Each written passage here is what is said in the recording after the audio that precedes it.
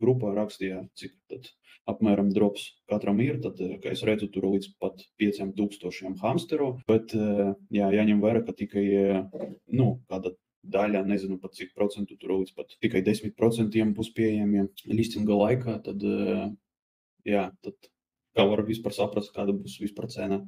Kā mēs redzam, tokenomikā ir 10 miljārdi šo hamster tokenu. Tā, ja mēs skatāmies uz citiem projektiem, kā Tox vai Notcoin, tādi līdzīgi projekti, tad viņiem visiem ir līdz pat miljārds market cap un gandrīz tāds pats supply, tur apmēram 100 miljārdi. Tad, jā, sakarā ar šo es varu veidot tādu, ka tokena cena būs ne vairāk par 1 centu. Bet, ko mēs varam vēl izdarīt, tas ir skatāmies uz Whales market, tas ir tāds pre-marketā OTC saite, kur jūs varat tirgot tokenus pirms listinga, un jā, šeit var tā salīdzināt cenu, un nevienmēr, bet jā, dažreiz cena ir līdzīga arī listinga cenai. Un šeit mēs redzam, ka cena ir tāda apmēram 1 cents. Jā, bija pat mazāk, šodien bija pat vairāk, pat 2 centi, bet tagad arī aizgāja atpakaļ uz 1 centu apmēram.